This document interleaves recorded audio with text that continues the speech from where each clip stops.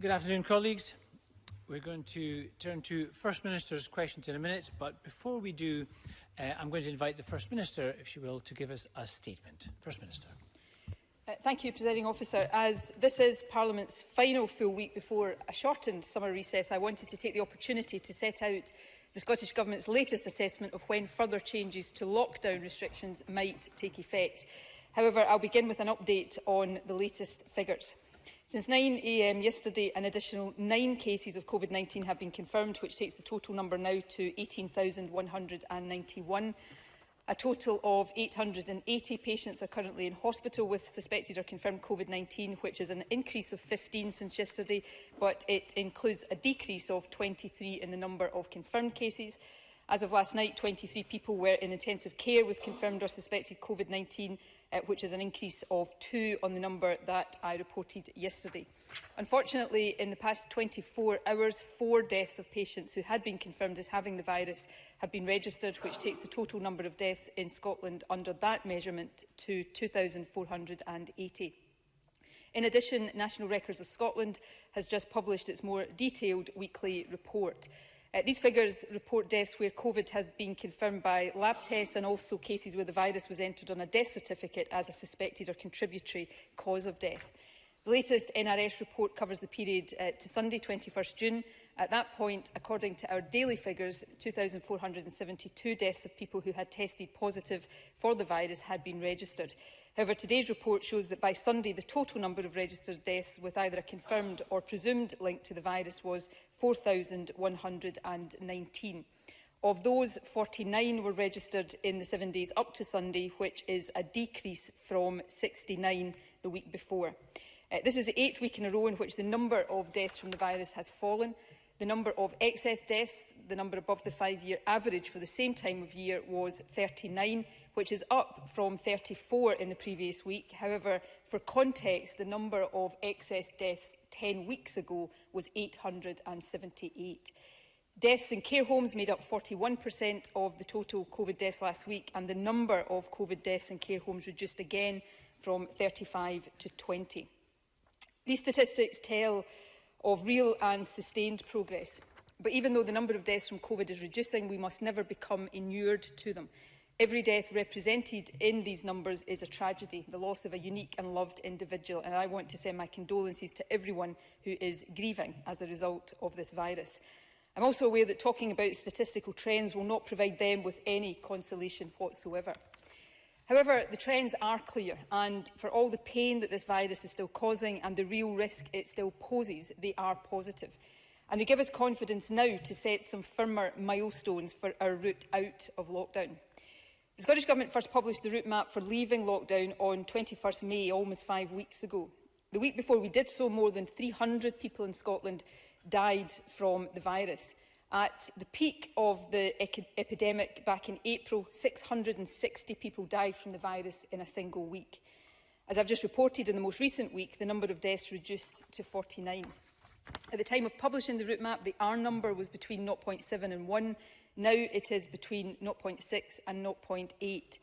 And on 21st May, we estimated that 25,000 people in Scotland at that time had the virus and were capable of transmitting it to others. Our most recent estimate was that 2,900 people were infectious, and tomorrow, when we publish the updated assessment, I expect it to have fallen further to around 2,000. This progress, of course, is due to people across Scotland doing the right thing and following the rules, and I want to record my thanks again to everyone today for doing that.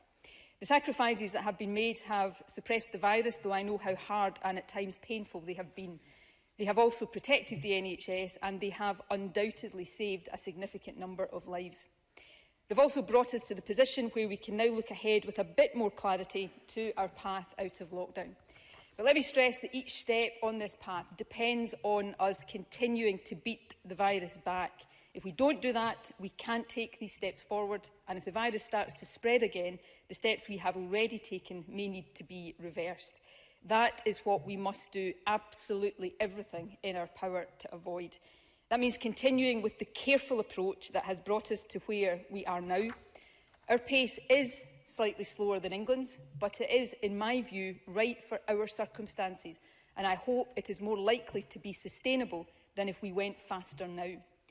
Maintaining our progress also means all of us abiding by public health guidance, wearing face coverings in enclosed spaces, avoiding crowded places, washing our hands and cleaning surfaces regularly, maintaining physical distancing and agreeing to immediately self-isolate and get a test if we have symptoms. All of these basic protections matter now much more than ever. They will reduce the ability of the virus to spread even as we all get out and about a bit more. And that, Presiding Officer, is the key point. The virus has not gone away, and it will not go away of its own accord. It will pose a real and significant threat for some time to come, so we must not ever be complacent in the face of it. We must keep working to drive it down further towards the point of elimination, because that then gives us the best chance of keeping it under control through testing, surveillance, contact tracing and the application of targeted suppression measures when that is necessary. The prize, if we succeed, is getting greater normality back in our lives, and maybe more quickly than we would have envisaged a few weeks ago, and hopefully without reversals back into blanket lockdown. And nowhere does any of that matter more than in our schools. As John Swinney said yesterday, blended learning is a necessary contingency because we might need it. There are no certainties with this virus. But the progress we have made so far now makes it possible to plan for a full-time return to school in August with appropriate safety measures in place. To achieve this aim, though, we must continue to drive the virus down to the lowest possible levels and keep it there.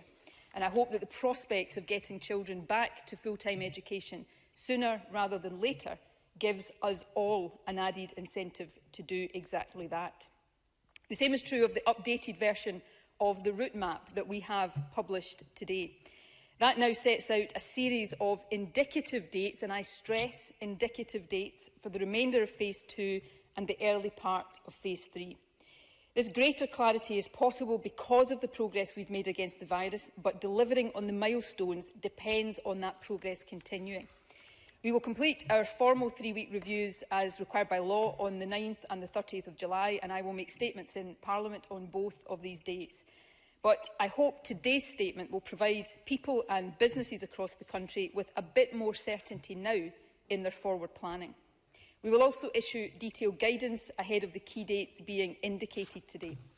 That guidance will be informed by the advice we commissioned last week from our scientific advisory group on 2 key issues. Firstly, what, if any, further mitigations are required in locations that might pose a higher risk of transmission, and second, what settings, circumstances and with what mitigations might it be possible to allow a relaxation of the 2 metres physical distancing rule.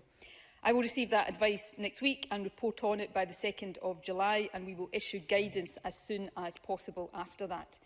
However, there are 3 general points I want to make today in advance of it.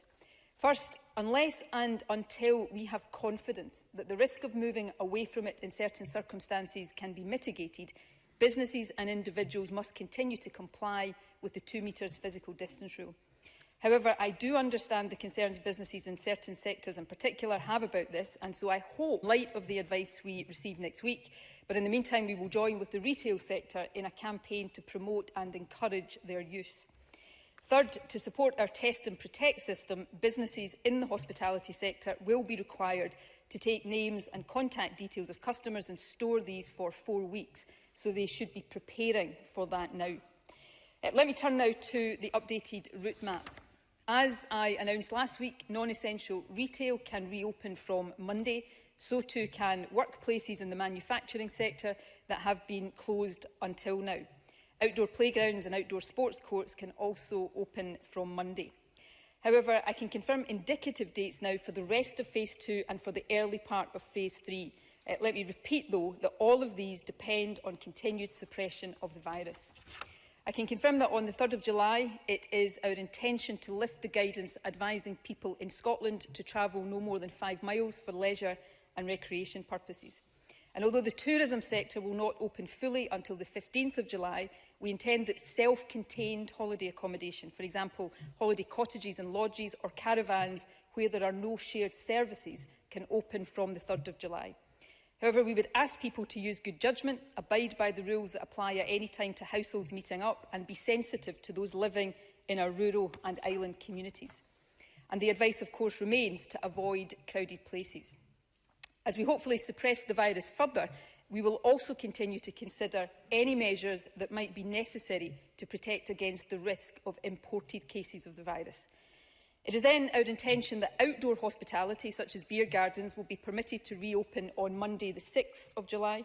That gives a few days after we receive advice from the advisory group for guidance to be issued and any necessary mitigations to be put in place. I hope that we will then be able to move to phase 3 of the route map on the 9th of July, but as indicated earlier, I will make a further statement to Parliament on that date. However, as was the case with phase 2, I don't expect that we will do everything in phase 3 at the same time. Instead, we will take a phased approach. The resumption of NHS and other public services, for example, will continue during the 3-week period. However, I will give some indicative dates now for the early part of phase 3. Others will be added later. We intend that from the 10th of July, households will be able to meet people from more households outdoors with physical distancing, and I will confirm the details of that in my 2nd of July update. I also hope at that point to confirm an expansion of the extended household model and also some changes that will give young people more opportunities to mix with their friends over the summer holiday period. However, I can confirm now that organised outdoor sports for children and young people can, subject to guidance, resume from the 13th of July. We also expect that non-essential shops within indoor shopping centres will reopen from the 13th of July, subject to guidance on physical distancing and other measures. From 15th July, we intend that a household will be able to meet indoors with people from up to 2 other households, subject to physical distancing and strict hygiene measures. We intend that early learning and childcare services will be able to resume from 15th July, subject to individual provider arrangements. It is likely, though, Presiding Officer, that capacity will remain restricted initially. As we have indicated, the tourism sector generally, and therefore all holiday accommodation, can reopen from the 15th of July. We intend that indoor locations such as museums, galleries, monuments, cinemas and libraries will also be able to reopen from that date, but with precautions in place. For example, tickets being secured in advance and, of course, subject to physical distancing and strict hygiene. Unfortunately, though, theatres, bingo halls, nightclubs, casinos and other live entertainment venues will not reopen until a later date. We intend that pubs and restaurants will open indoors from the 15th of July, but on a limited basis initially and subject to a number of conditions. Detailed guidance will be issued as soon as possible. And last but not least, for many of us, we intend that hairdressers and barbers will reopen from the 15th of July. Other personal retail services will remain closed until a later date. The other changes, Presiding Officer, planned under phase 3 require further consideration and assessment. These include communal worship, indoor live entertainment venues, outdoor live events under certain conditions, indoor gyms, and the lifting of restrictions on attendance at weddings and, unfortunately, funerals. I'm not able to give indicative dates for these today. However, my judgment now is that these changes are unlikely to take effect before the 23rd of July, although we will, of course, keep that under close review. In addition, before the end of July, we will provide further advice to those who are shielding. We want, if we can, to move away from the current position of blanket guidance for all shielding people to much more tailored advice about risk and how to mitigate it. Presiding Officer, our challenge, which is not an easy one, is to manage all of this change while keeping this virus firmly under control.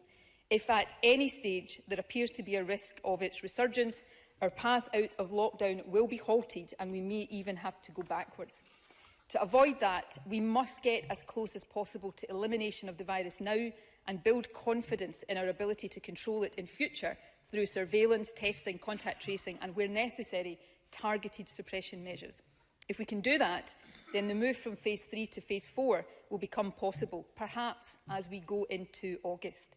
That won't be easy, and it certainly, at this stage, cannot be taken for granted. But we can all play a part in making it happen. Complying with the requirements of Test and Protect is absolutely vital. An information leaflet about Test and Protect is being delivered to every household across Scotland this week. But let me take the opportunity now to remind everyone watching, and indeed everyone in the chamber, what it asks of all of us. If you have symptoms of the virus, you and your household must self-isolate and book a test immediately. The symptoms to watch out for are a new cough, a fever, or a loss of or change in your sense of taste or smell. If you experience any of these symptoms, please do not wait to see if you feel better later that day or the next day. Take action straight away. You should book a test at nhsinform.scot or by phoning NHS 24 on 0800 028 2816. Presiding Officer, I hope this statement has been useful in providing some further clarity on changes that are likely to take effect in the early part of the summer. Both I and my ministerial colleagues will keep Parliament updated over the course of recess. As I said earlier, I'll make further statements in the Chamber on 9th and 30th of July, and I will also provide regular updates in the daily media briefings. I hope very much that by the time Parliament meets again in 2 weeks, we will have made further progress in the fight against this virus and be further down the path out of lockdown. But I cannot stress enough that that depends on all of us. The choices we've made to date as individuals and indeed collectively as a society have brought us this far, albeit with a lot of sorrow and anguish along the way. But arguably the choices we make in the coming weeks will be even more important as we learn to work, socialise and live alongside each other again, but in a way that keeps the virus under control. For us to meet each other indoors again, for more businesses to reopen, for children to return to school on a full-time basis in August, all of that depends on all of us acting for the common good. It depends on everyone sticking to the essential public health rules and having the patience to stick with a careful but steady path out of lockdown. So for the moment, except for those who have chosen to form an extended household, please continue only to meet family and friends out of doors. If we stick with that for a further 2 weeks, I am hopeful that indoor meetings will be possible again soon. And please, at all times, remember our key guidance. Remember the facts. Face coverings should be worn in enclosed spaces, public transport, shops and anywhere else where physical distancing is more difficult. Avoid crowded areas. Clean your hands regularly and thoroughly and clean hard surfaces after touching them. 2-metre distancing remains the clear advice.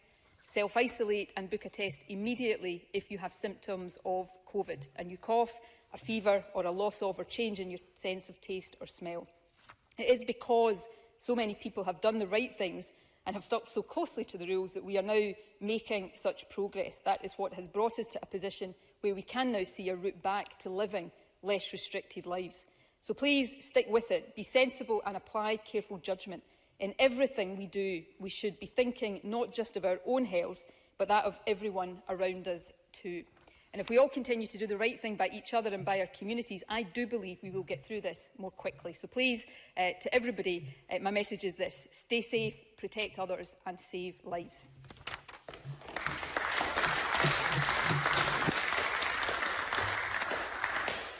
Thank you very much. The First Minister will now take questions. Any member who wishes to ask a question, I would encourage them to press their request to speak button. Jackson Carlo.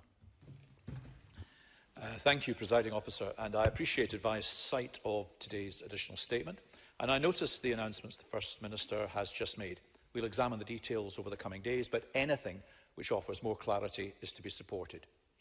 The First Minister will know that the 2-metre rule is regarded by many as central to the debate we're having around opening Scotland back up for business.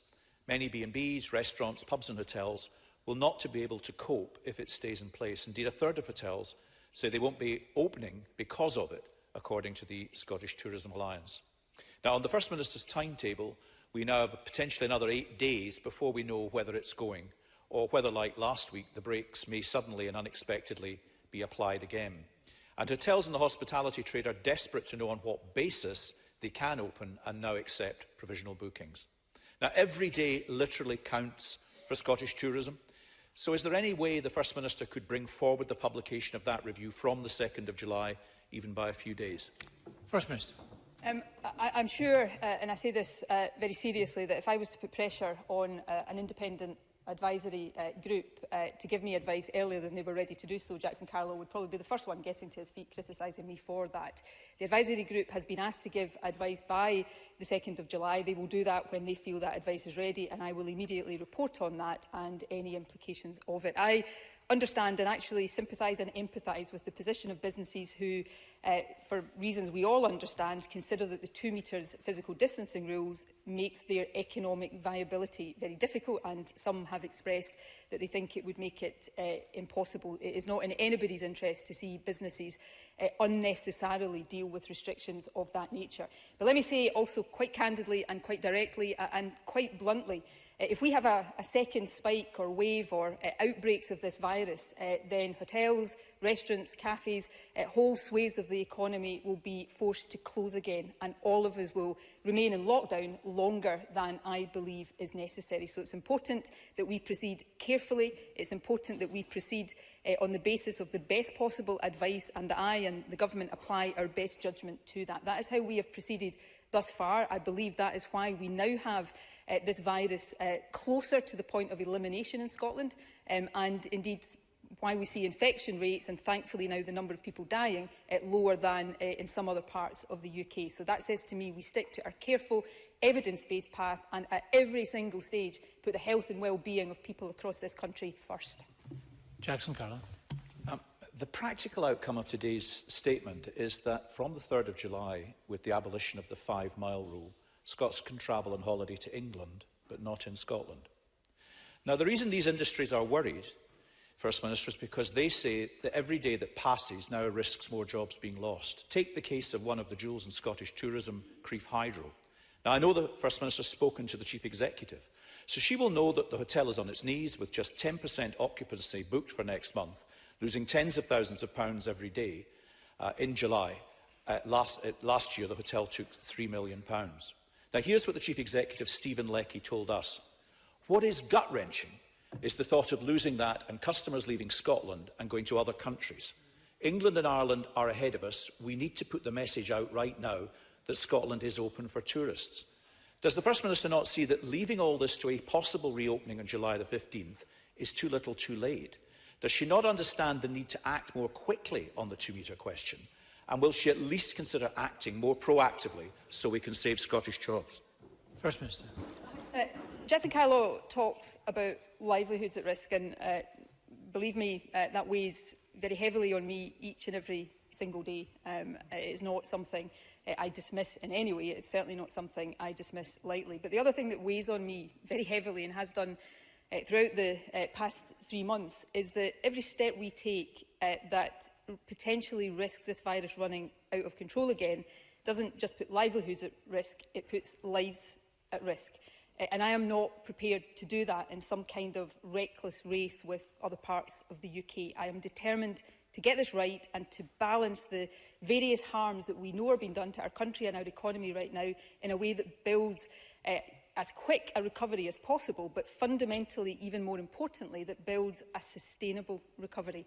I want to act as quickly as I possibly can, but I want to make sure that is on the basis of evidence.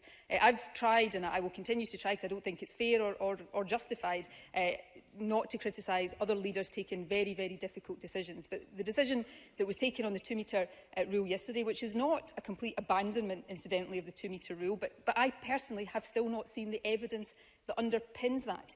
I have to make sure that these decisions are based on evidence. Now, that evidence may not answer all of the questions, but it will allow me to apply judgment in a careful way. That's why I have asked the advisory group to give me that evidence on a very short time scale. We will have that evidence next week, and then I will report on that and the implications of that. And I think that is the best way forward. The worst thing I could do right now, and I understand the pressures that businesses are under, I understand the pressures that everybody across the country is under, but the worst thing I could do right now was to take decisions that I thought were hasty decisions, not properly based on evidence, and that risked a second wave or further outbreaks of this virus, because that would send all of us back, it would put lives on the line, and it would not be good for the long term for businesses or for our economy. Our careful approach has brought us to where we are now, and it's our careful approach that will get us out the other side of this safely.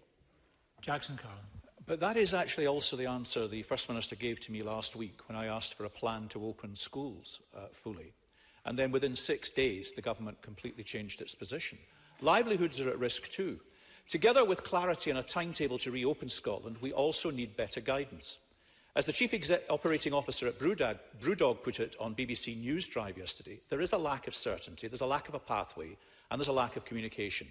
So it's not just dates the sector requires. If people are to have confidence to travel in Scotland, and if hospitality businesses are to have the confidence to open safely, then we need crystal clear advice from government setting out how to go about that. We can't have a repeat of the situation last week when pubs made preparations to open up outdoors, only to be told it was all off. Whenever we do open up, can the First Minister commit to giving clear guidance and giving the sector the certainty and the time they need to prepare?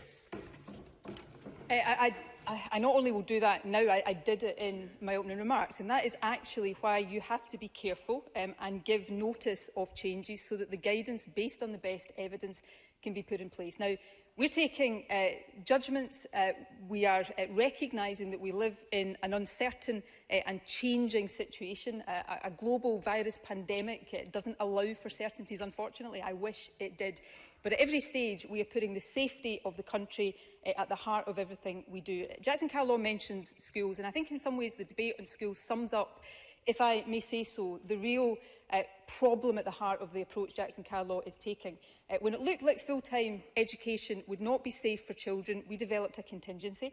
But now that our progress against the virus makes it possible, we are planning for full-time education. But we have a plan for a contingency should we need that, because there are no certainties with the virus. Now, the thing is, it turns out that's exactly what Jackson Carlaw asked us to do.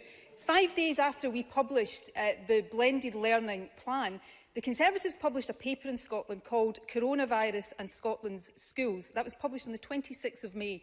It didn't demand the return of full-time education. Far from it. It called on us, and I quote, to commit to flexibility on what happens in August. It asked us to report monthly from August the 11th, on the continued need for blended learning. And then it said, only, and I'm quoting again, if evidence emerges that it would be safe to move faster to a full reopening, should we do so. So what the Tories are criticising us for now is, it turns out, exactly what they called on us to do. And I think that sums up Jackson Carlaw's approach. It's not leadership. It's not putting the safety of kids and country first. It is, quite frankly, Presiding Officer, grubby political opportunism, and no serious person should be indulging in that at a time of national crisis. Jackson Carlaw. Well, I mean, it's a bit disappointing that the First Minister relies on pre-scripted abuse from her advisers at First Minister's questions. I think it's pretty clear what I asked the First Minister last week. Indeed, it's pretty clear what other leaders in the Parliament asked the First Minister last week. And it's pretty clear last week she said, I could do whatever made me happy, she wasn't changing her plan. That was what she said. 6 days later, a complete U-turn. And I think that's there for everyone to see. Presiding Officer, as the Fraser of Allender Institute warns today, this is already the deepest recession in living memory. A full-scale depression is possible. Now, the First Minister is right to say we need to avoid a second wave of this disease and that caution is vital. But as the Fraser of Allender Institute also points out, if we're to do that, an effective testing and tracking regime at scale is urgent. They say it is a concern that this is still not in place. Scotland's economic recovery and the return of schools depend upon it. So will the First Minister guarantee that the ability for us to test at scale will be delivered by the time Parliament resumes in August? First Minister.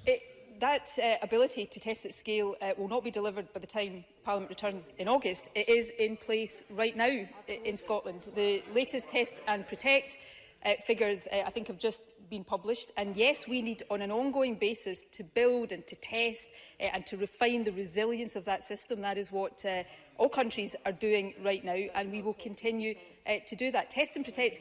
Jackson Carlaw is saying, why are more people not being tested under Test and Protect? Test and Protect is there to test people who have symptoms of the virus. The prevalence of the virus is reducing right now, which is why we hope to continue to see fewer people being tested through Test and Protect. That's pretty basic stuff, Presiding Officer.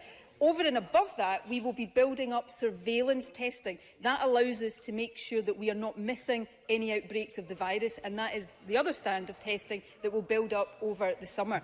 And we're not basing this on untested technology that never transpires, regardless of the promise. We're building this from the bottom up, based on the expertise of public health teams around the country. So again, Presiding Officer, none of this is easy.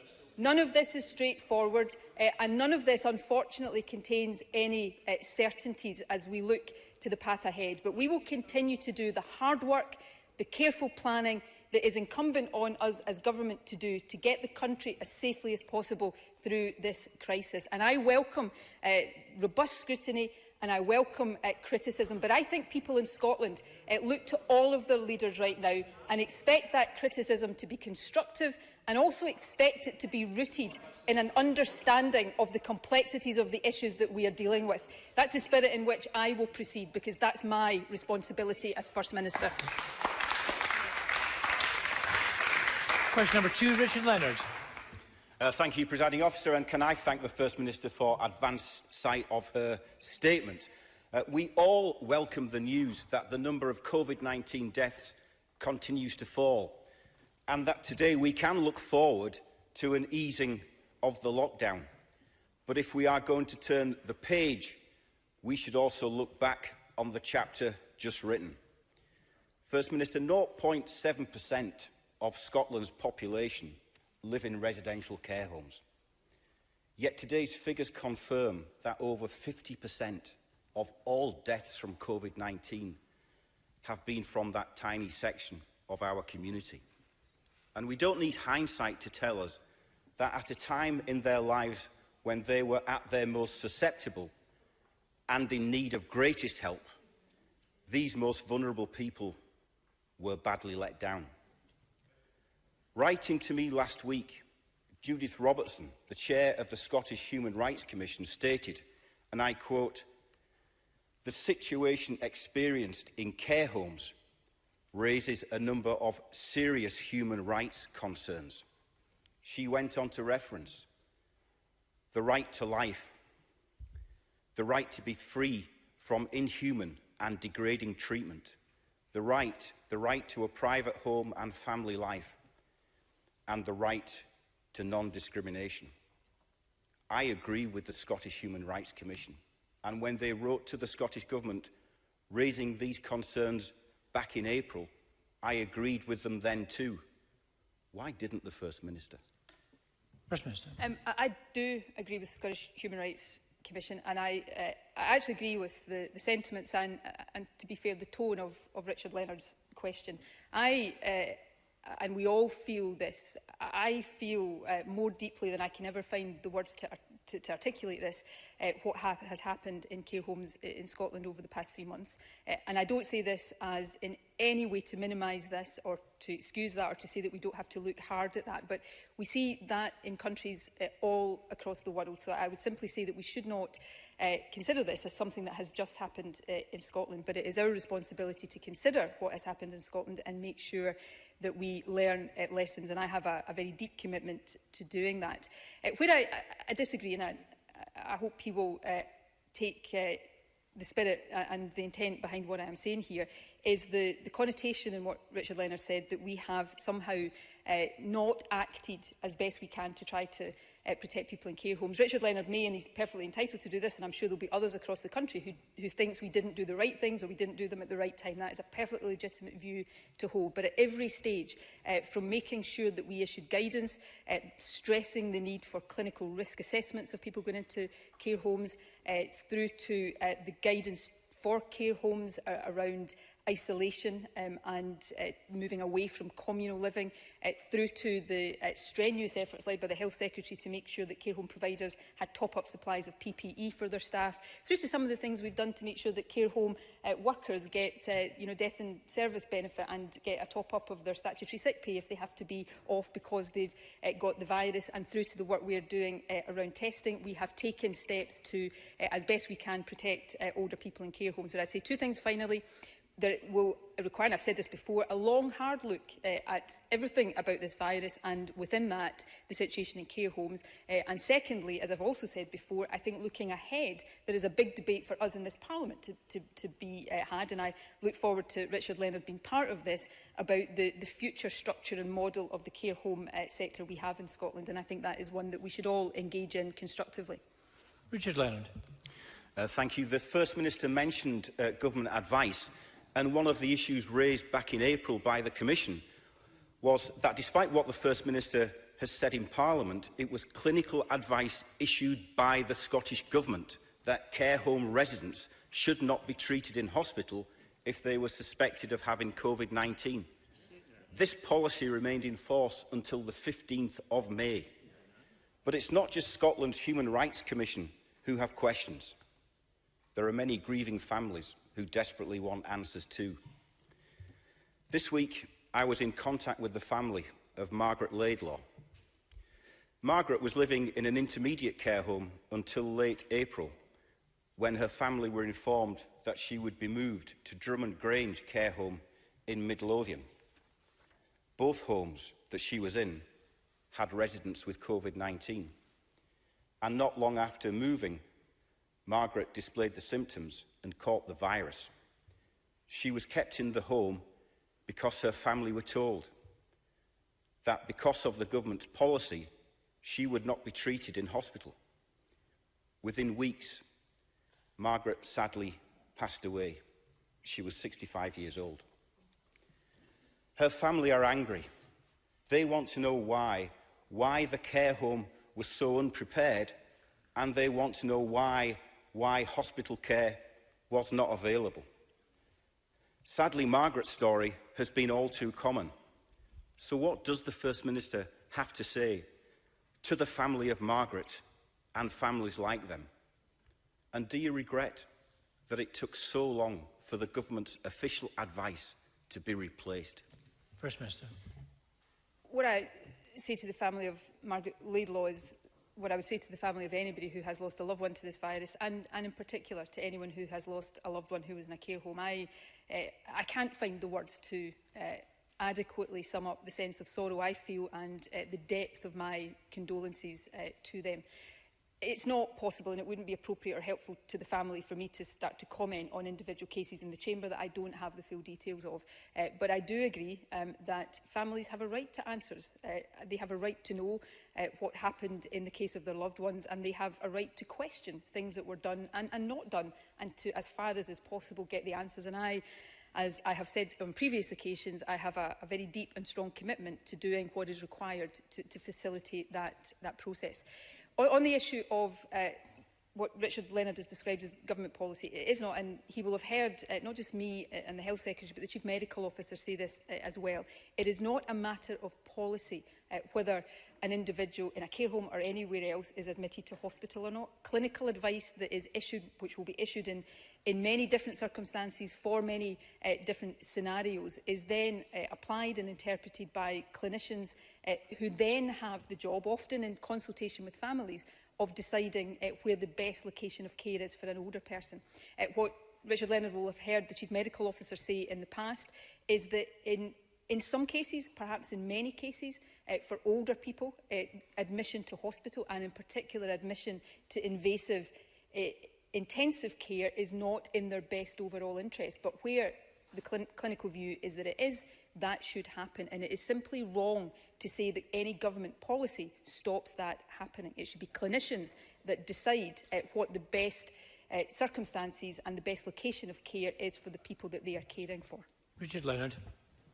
Thank you. Well, I have the clinical guidance here, and it says it is not advised that residents in long-term care are admitted to hospital for ongoing management, but are managed within their current setting. That's what it says.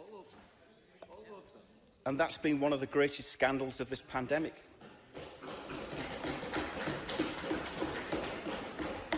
Just yesterday, the heads of the Royal Colleges sent an open letter calling for a rapid review of our preparedness to tackle the virus, warning, and I quote them, local flare-ups are increasingly likely and a second wave a real risk. So questions about whether the Scottish Government is ready for this is a matter of concern for us all, but it is especially concerning in the setting of our residential care homes. We can't allow a second wave to result in a second scandal. On the 27th of May, ahead of the move to phase 1 of the easing of the lockdown, I called on the First Minister to conduct an urgent review of the Government's approach to care homes so that we would be prepared for the future. But she gave no such commitment. So today, will she listen? Will she listen to the heads of our Royal Colleges? Will the Scottish Government rapidly review the support and guidance for care homes so that they are ready for any second wave or any flare-ups? And will she do it so that the rights to health and safety of care home staff and the human rights of care home residents are protected? First Minister. I'll start at the end of Richard Leonard's questions and give him, I hope, a helpful answer that, in principle, yes, we are reviewing on an ongoing basis all aspects of our handling of this virus so that some of the more fundamental look back will take longer and we'll have to wait till we're out of this, but so that as we go, we are trying to learn any appropriate lessons. So I'm very happy to consider how we open that process, particularly in care homes, so that others have an opportunity to feed into that and an opportunity in Parliament to scrutinise that as well. And I will take that away and discuss with the Health Secretary how we facilitate exactly that. On the issues, Richard Leonard reads from clinical advice. Can I make the point, and this is a serious point, clinical advice is prepared by clinicians who advise government. It is not prepared by ministers. I am not qualified to give clinical advice. It's got the logo, of course, but the Chief Medical Officer and the Chief Medical Officer's office acts in these matters independently, based on clinical knowledge and expertise.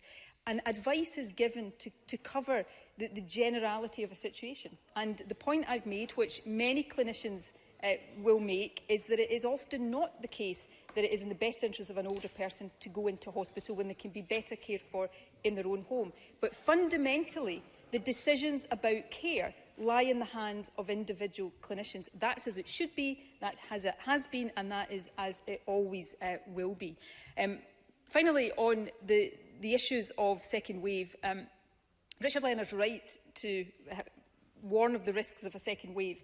I don't think it's fair to say to me that I'm not cognisant of that risk. I spend much of my time advising people and warning people that the virus is not going away and that we do face a real risk of...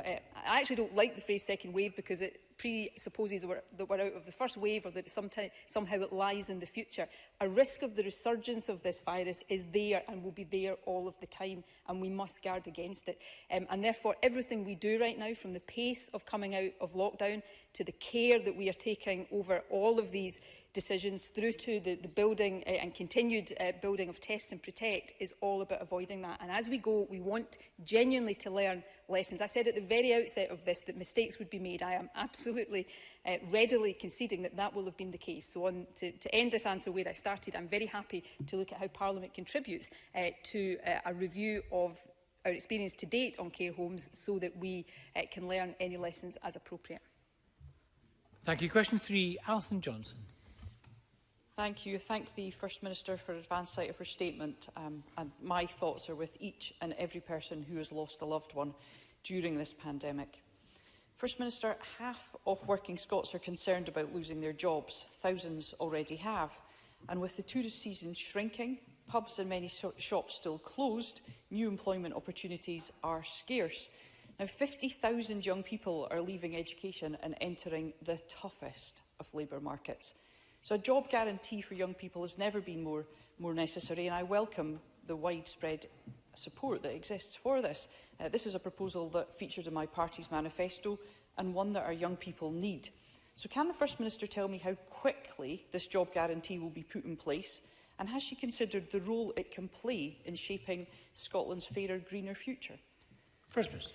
Yes, we are considering that. So, for those who might not know this, the Jobs Guarantee proposal was contained as one of more than 20 recommendations in the report of the Economic Advisory Group chaired by Benny Higgins, which was published on Monday.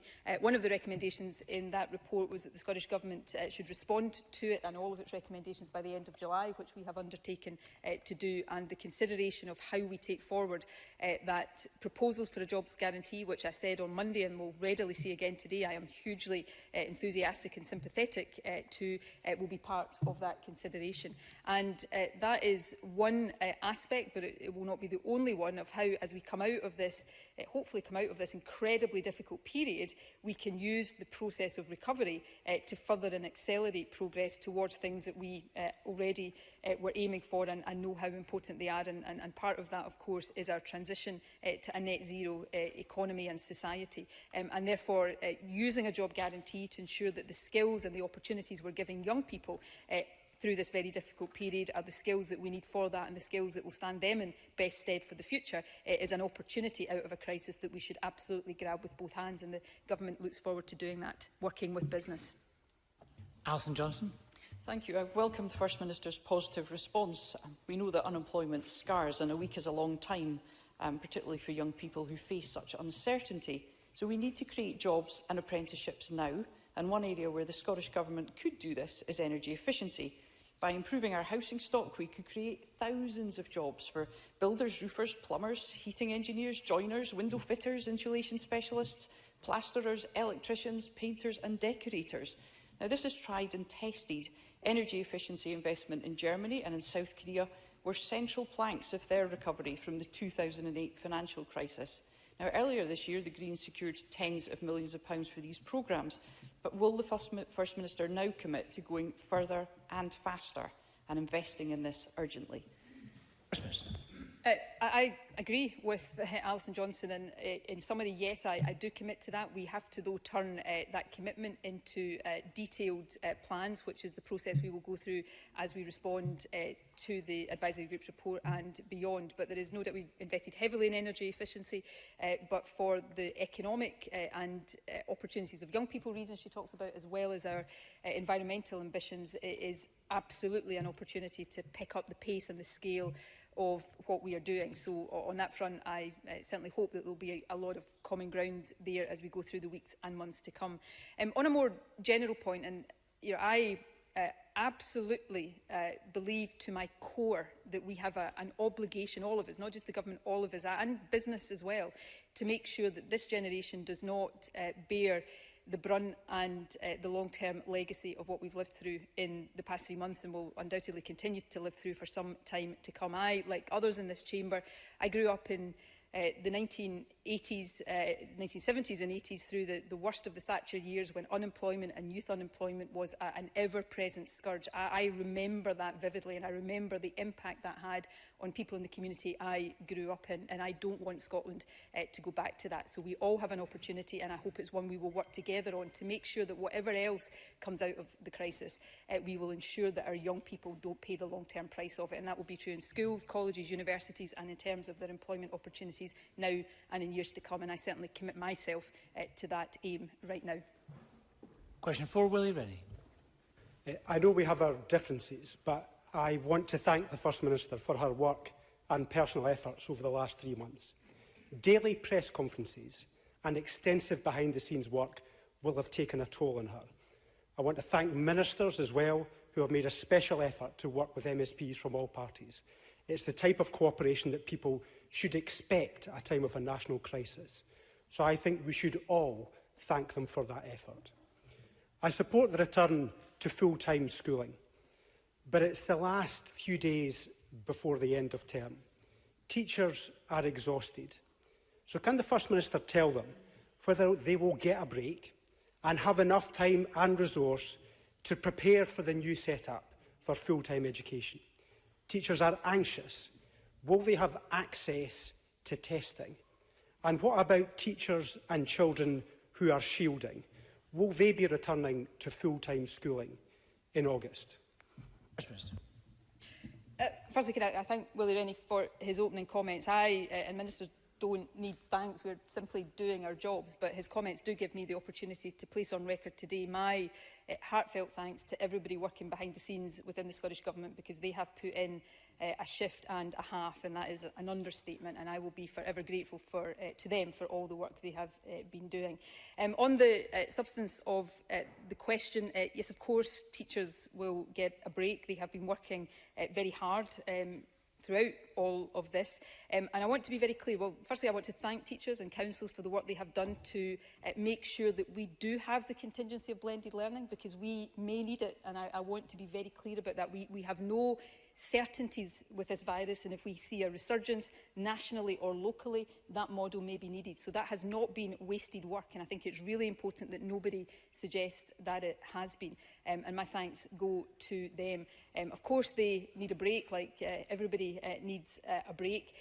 But over this period, and John Swinney's been having discussions with teachers just this morning, and that will continue through the Education Recovery Group, making sure that the commitment that we have to return to full-time education in August, that all of the work that needs to be done to bring that about is achieved, is the hard work of the next period.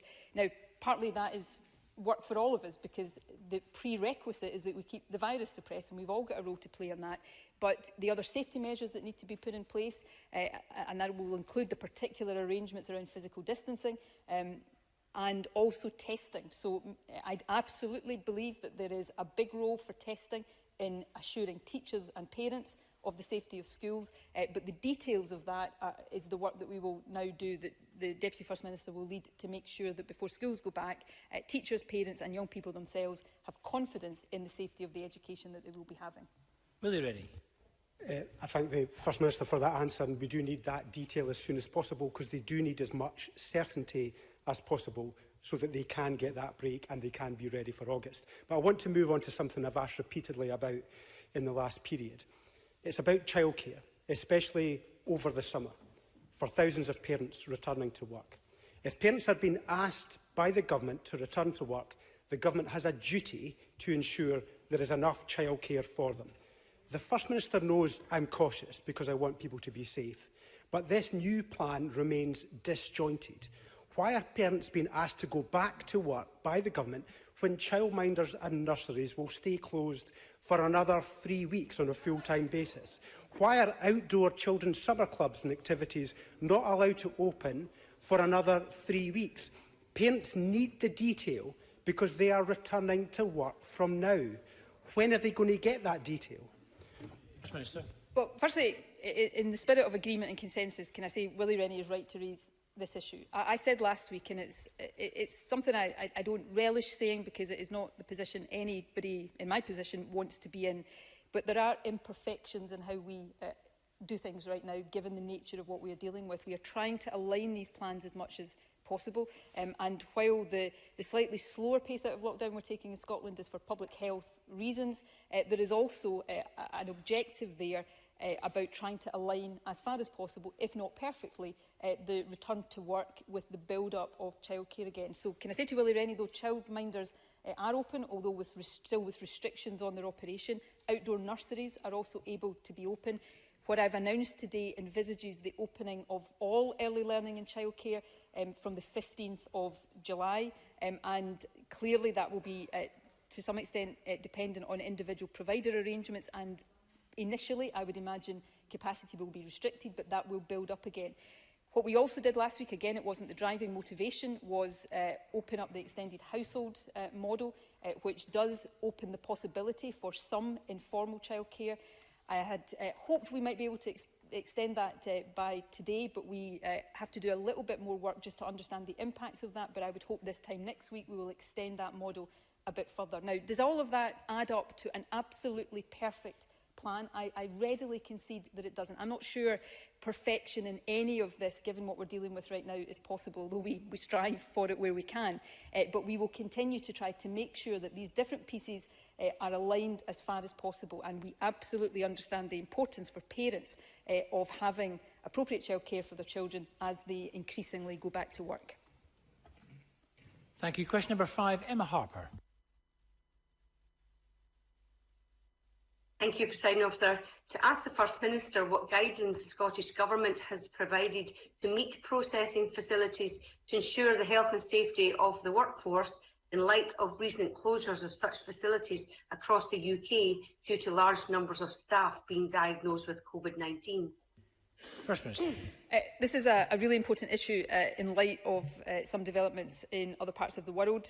Food Standards Scotland has provided comprehensive guidance and a risk assessment tool to help the food industry ensure their staff are protected from the risk of COVID. The guidance supports them in implementing physical distancing, personal hygiene and cleaning and disinfection measures to prevent transmission in food production settings, including meat processing facilities, while maintaining high standards of food safety. A significant number of measures have been introduced, such as increased cleaning and disinfection, screens on production lines and physical distance marshals. Food Standards Scotland has also maintained a presence in all 27 Scottish slaughterhouses and has worked with meat cutting plants throughout the outbreak, agreeing physical distancing protocols and ways of working to protect the health and safety of staff. But as we see from outbreaks in meat production facilities and other parts of the food processing industry in other parts of the world, this is an area where we're required to keep extremely vigilant. Emma Harper. I thank the First Minister for that response. Can I ask for assurances that the guidance coming from the Scottish Government to the meat processing sector and indeed other sectors will always be based on the most up-to-date scientific and medical advice, and that it will draw on international examples to ensure that we have the highest possible levels of safety in our world-renowned food supply chain, so that we continue to move forward out of the pandemic and not back? First Minister. Yes, I can absolutely give an assurance that it will be based on the best scientific and medical advice, as we are trying to ensure that all guidance is at the moment. Food Standards Scotland's guidance and risk assessment tool has been cleared by Public Health Scotland, and it takes account of the UK Government's guidance as well as international guidelines from the World Health Organization and other public bodies. Food Standards Scotland is also having regular dialogue with counterparts in countries like Canada, New Zealand, Australia and the USA, and sharing experience and advice. And of course we will also look very carefully at examples of outbreaks from facilities like this, such as the one in recent times in Germany, to make sure that we can learn any appropriate lessons. Question 6, Brian Whittle. Thank you, Presiding Officer. To ask the First Minister how the Scottish Government will support community sport restarting as lockdown restrictions are lifted. First Minister. We continue to prioritise the return of grassroots sport for our communities, and particularly for our young people. We're supporting community sports clubs and organisations to prepare to reopen as soon as it's safe to do so. Sport Scotland are working with Scottish governing bodies of sport to ensure there's a sports-specific guidance available to sports clubs and community organisations at each phase of the route map. We're also helping sporting organisations and groups to access the various funding streams available. For example, to date, the Third Sector Resilience Fund has awarded 169 grants to sports organisations with a value of over £2.3 million. Throughout the pandemic, we've recognised the benefits of physical activity, ensuring that people could get outside to exercise every day. We've also been able to allow a number of outdoor sporting activities to return with strict guidance in place on physical distancing. Brian Whittle. To thank the First Minister for that answer. I know she knows the importance of being active, especially within a social environment. It's important to our physical, mental and emotional health. And the sports clubs and organisations across the country are key to this. However, sports clubs are reporting a serious reduction in membership, with a whole year of recruiting missing here, and ALIOs are under extreme financial pressure. First Minister, I think we're in danger of losing vital community assets just when we need them most, and a lack of physical activity will manifest itself in increased pressure on our NHS. So what assurances can the Scottish Government offer the thousands of sports clubs and volunteers across Scotland that their contribution will be valued and supported in the months and years ahead? First Minister. We'll do everything we can to ensure that that contribution is not just protected, but that we continue to encourage and enhance it in the time to come. I absolutely agree with Brian Whittle that the importance now and in the future of physical activity for young people is of paramount importance. I confirmed today, of course, that organised sport for young people can resume from the 13th of July, but we will continue to work with councils and organisations working in this area to make sure we provide whatever support that we can. So it's an important issue to raise, and one that we will continue to pay close attention to. Presiding Officer, can I take the opportunity? I'm being told that when I delivered the statement earlier on, I said that a household will be able to meet indoors with people from up to 2 other households subject to physical distancing and strict hygiene measures. That I said that would be from the 15th of July. That was my mistake. The route map actually says the 10th of July, so it's an opportunity for me to correct that. Thank you very much for that rapid correction. Now, question number 7, James Kelly. Thank you, Presiding Officer. To ask the First Minister what action has been taken to minimise the backlog of cases in the court system. First Minister. Well, I think we all recognise, and I certainly do, the devastating impact that delays and uncertainty can have for all those involved in both civil and criminal court cases. The Justice Secretary outlined in his statement to Parliament last week some of the measures being progressed and considered with stakeholders to address the backlog. I welcome all the work being done to resolve cases before a trial date is set, to make the best use of modern technology and to resume court business, including jury trials, with physical distancing in place. We're also working with the Scottish Courts and Tribunal Service and others to explore options that safeguard both the interests of justice and the health of all involved. James Kelly. I thank the First Minister for that answer. The delay in court cases is particularly challenging for victims of crime, those in remand and witnesses. It's important to make progress, but to safeguard the important principle of fair justice. Can I ask the First Minister if the progress that's been announced today will allow the facility for more buildings to open up within the court system? And can I ask specifically if the Government will give consideration to reducing the number of members on a jury from 15 in order to make headway with the backlog of cases?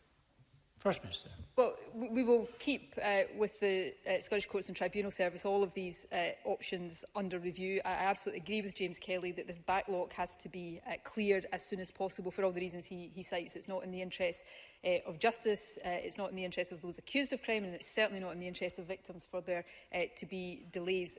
Back at the outset of the pandemic, when the first piece of legislation was being put through, Parliament obviously had very legitimately a discussion about some of the initial proposals that the Scottish Government made, which we then withdrew around having trials, solemn trials without juries, and I think Parliament, to be fair, was right about that, but Humza Yousaf made clear at the time that that would also have an implication later on. So we're having to manage all of this. The Lord Justice Clerk, Lady Dorian, has been chairing a judicial-led working group looking at how we do take forward High Court jury trials and clear that backlog. So we need to continue with this work and make sure that all of the different options as we go along, such as those that have been cited by James Kelly, are kept under review. Thank you. We move to open supplementaries. Bruce Crawford, to be followed by Jamie Green. Thank you, President Officer. First Minister, would you agree with me that those who prey on vulnerable people using financial scams related to the coronavirus pandemic are the lowest of the low? Can the First Minister tell me what can the Scottish Government do to protect vulnerable people from such shocking activities by some very bad people at this time? First Minister. Well, Bruce Crawford is absolutely right. I think that anybody who perpetrates a scam on a vulnerable person is at any time, to use Bruce Crawford's phrase, the lowest of the low. It is just behaviour that is disgraceful, disgusting, and those who indulge in it should be deeply and utterly ashamed of themselves.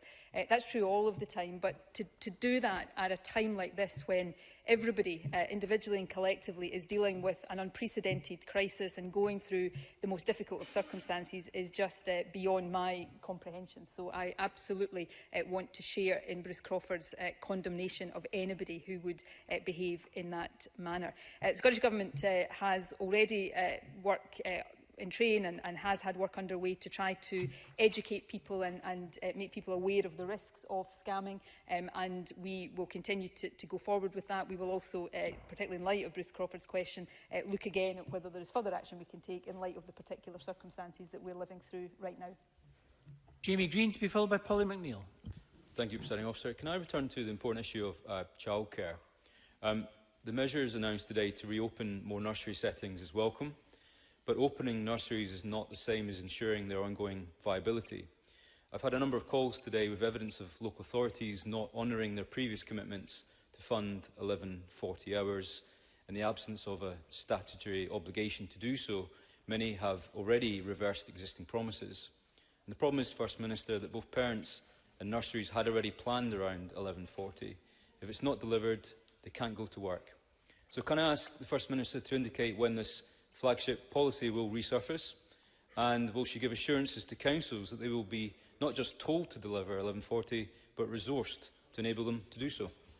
First Minister. Well, councils were fully funded to deliver 1140 hours, and as part of our understanding of the additional pressures that councils are operating under, the money that they, because of the inevitable and unavoidable pause in that, the money that they were no longer for that period having to devote to that, we allowed them to use for other purposes in addition to the additional money that we've made available to councils. We want to get this programme back on track as quickly as we can.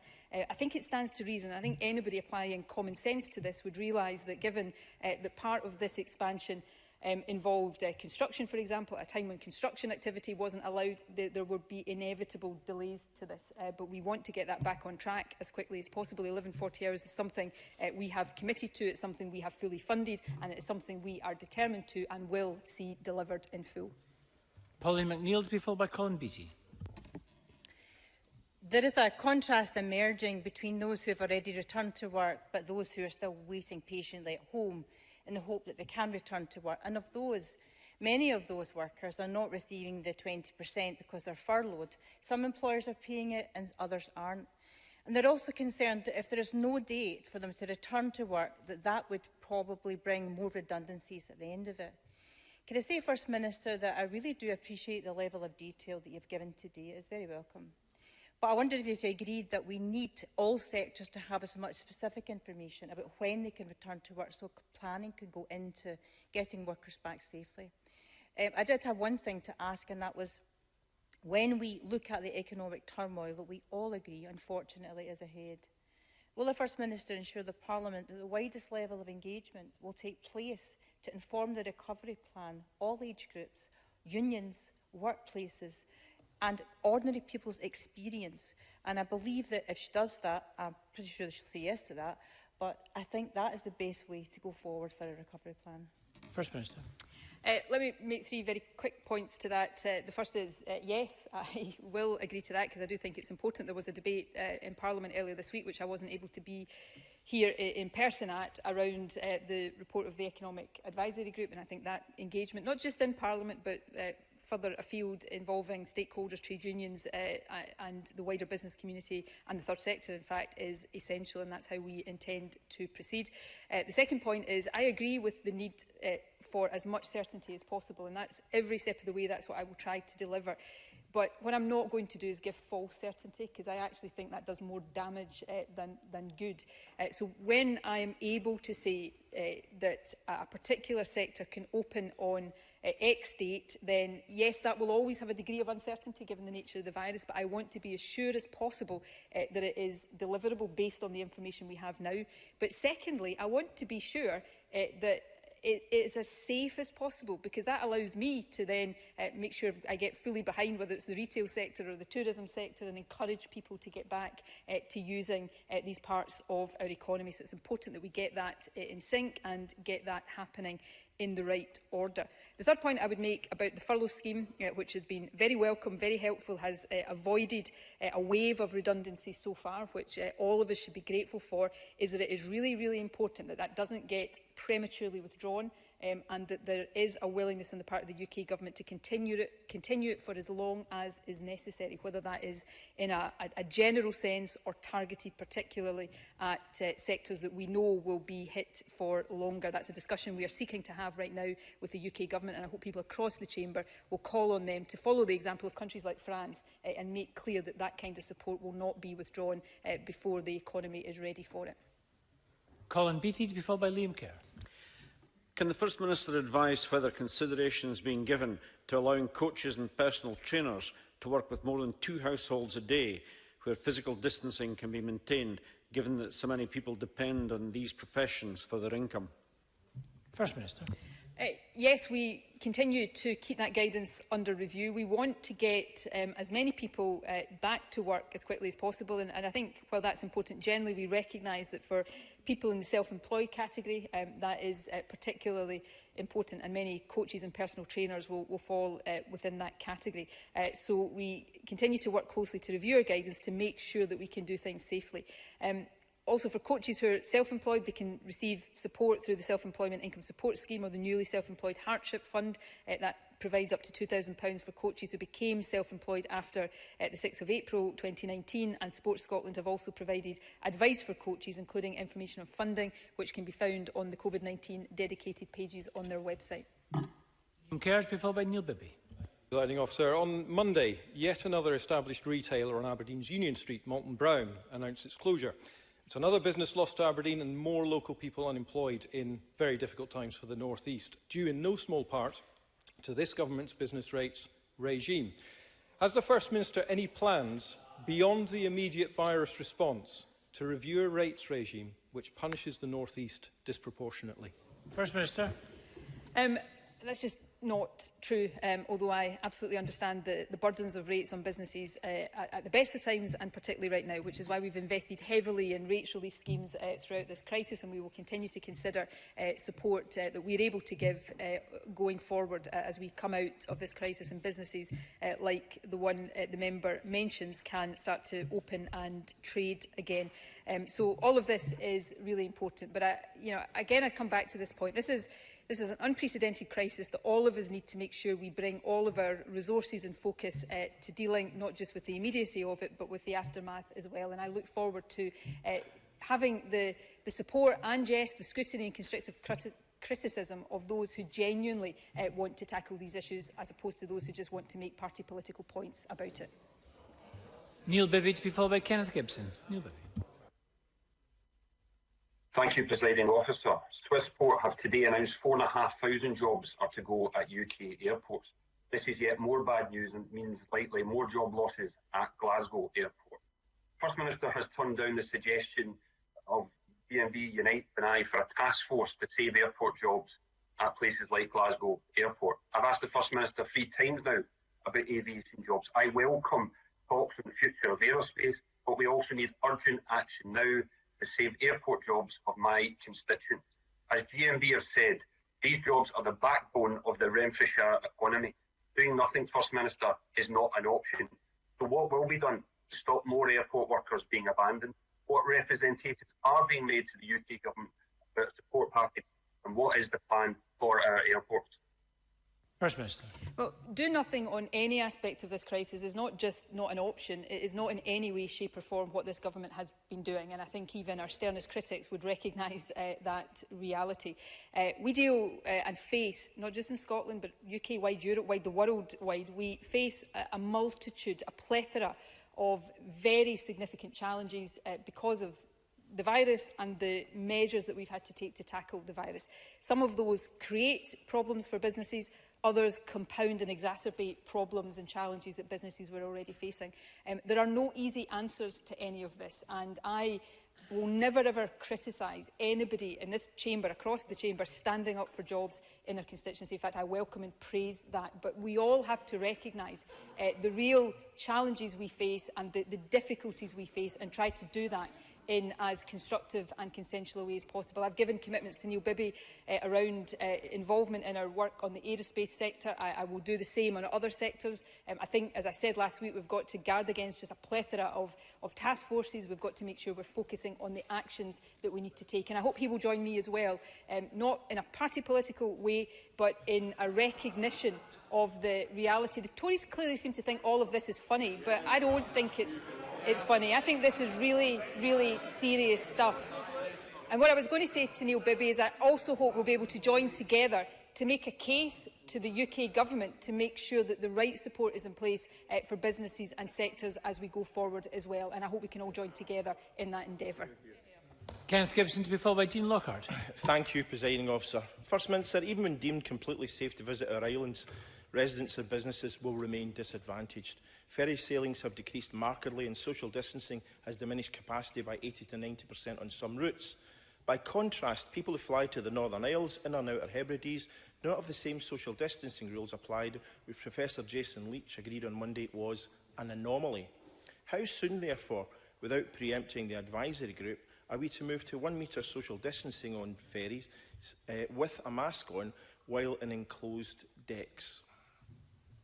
Well, I'm not going to preempt the advice of the advisory group for Kenny Gibson, tempting though he always is, any more than I was prepared to do for Jackson Carlow. It's right that we wait for that advice and then interpret, apply and implement where appropriate that advice. But what I would say to Kenny Gibson is I absolutely recognise the issue on ferries, the reduced capacity. It's not just ferries across our public transport network that will be the case.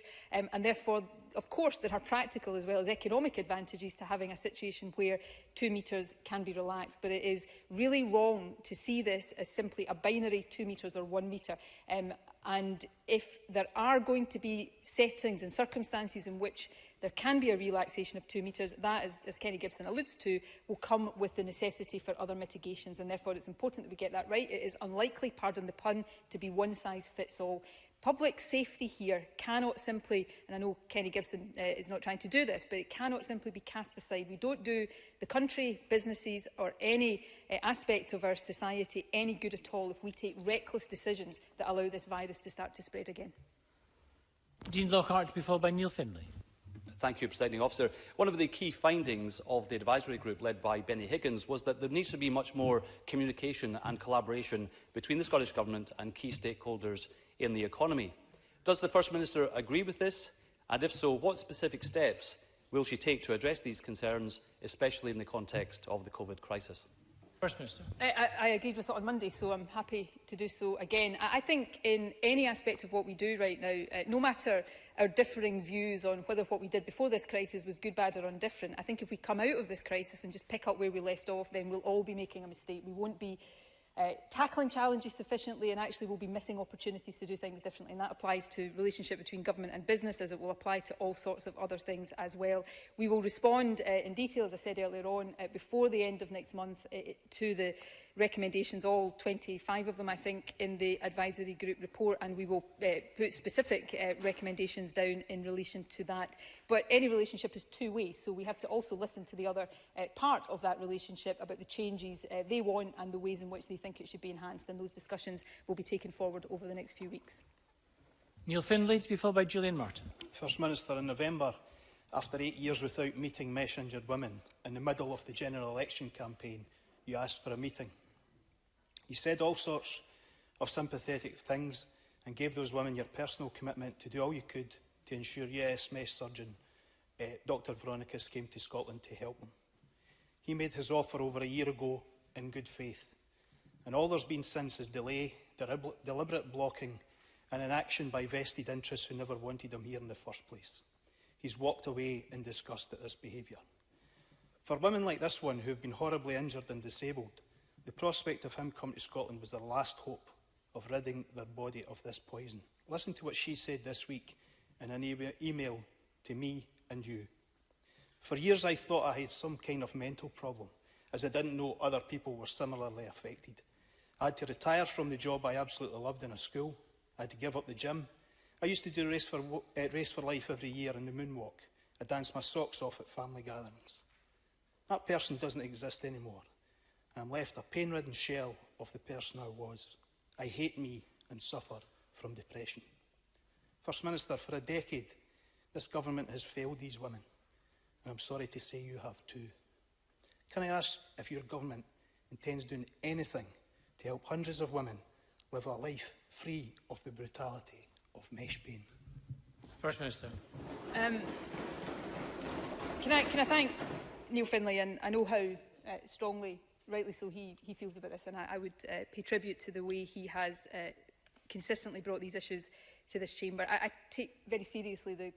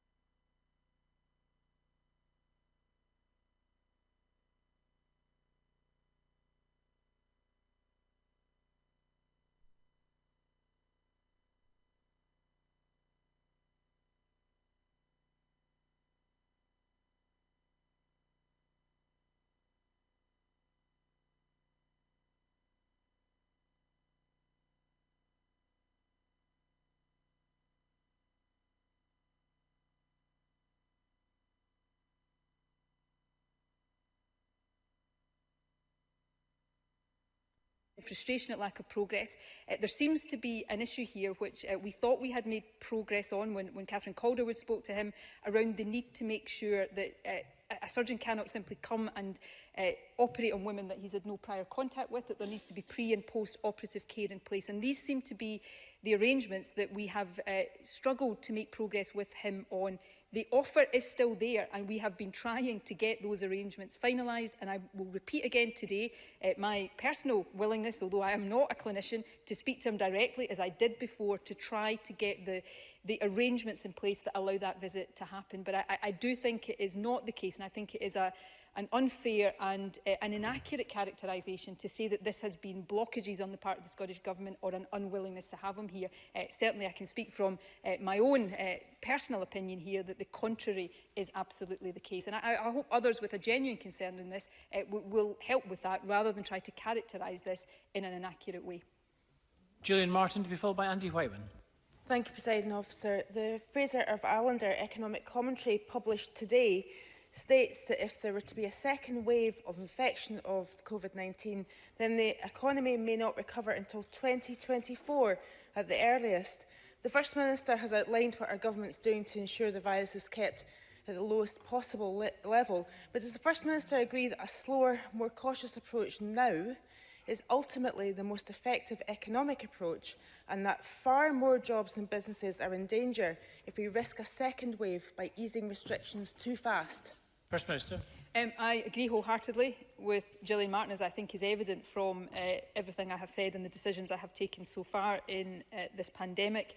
We should pay close attention to the warning in the Fraser of Allender Institute report today that if we have a second wave spike, whatever we want to call it, of this virus, and we don't manage to keep that under control, then our economy might not recover until 2024. And what that does is demonstrate the economic impact of moving too quickly and at too high a risk, as well as what we know would be the inevitable health impact and the impact in the number of lives lost as well. I firmly believe, and I think it is backed up by evidence, that if we move at an appropriate pace now, then we build a firmer foundation for recovery, and we minimise, because you can't eradicate it, we minimise the chances of having to go backwards into lockdown. If we go too quickly now, if we take too high a risk, the danger is we end up in lockdown for longer. So we have to get this right, and that fundamentally is in the interest of health and life, but it's also in the interest of livelihoods and the economy as well. Andy Whiteman, to be followed by Richard Lyle. The First Minister gave an indicative date of 3rd July for opening of self-contained, self-catering accommodation without shared facilities. She also mentioned the risk of imported cases.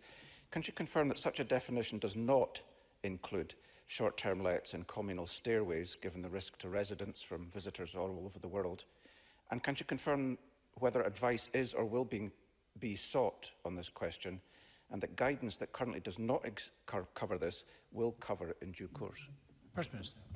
Yeah, I will certainly give an undertaking to both come back to Andy Whiteman and make sure the guidance is clear on what is and is not covered in the 3rd of July indicative date that I gave today. Obviously, we anticipate, all being well, a more general opening of tourism and all holiday accommodation on the 15th of July, or from the 15th of July. But I would stress the point that we want to avoid at this stage people sharing facilities and sharing accommodation outside their own household, because that's where the risks of the transmission of the virus are highest. But I'm certainly happy to come back to Andy Whiteman on the particular detail of his question.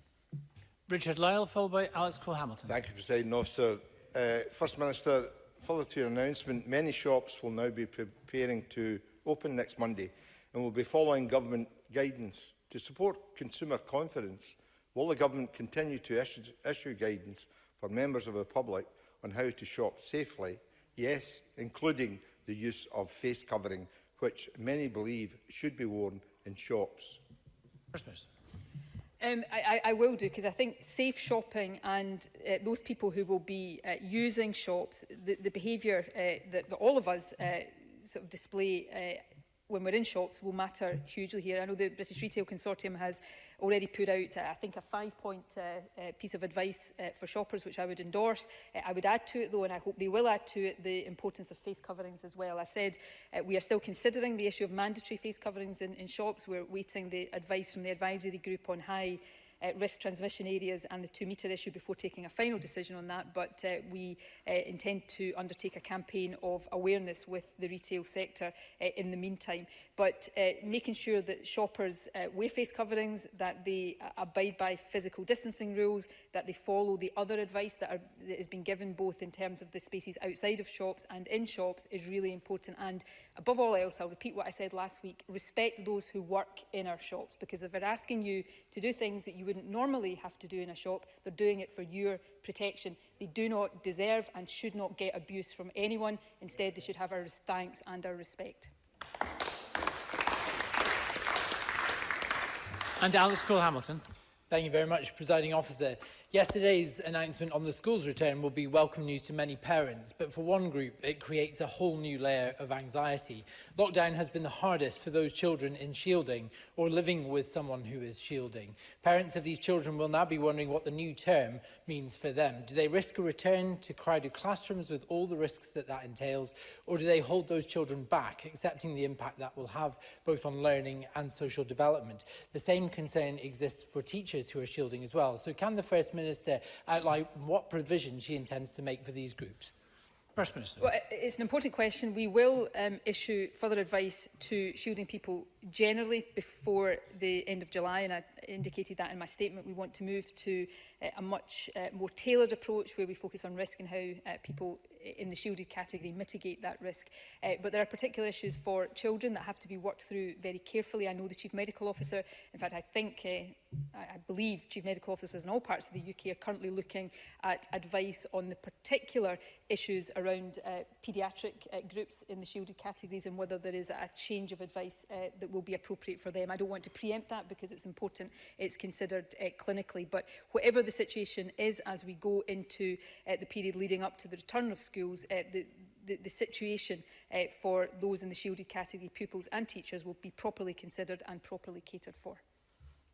Thank you very much. That concludes First Minister's questions. Just advise members to be careful as leaving the chamber, observe social distancing. We will resume at 2:45.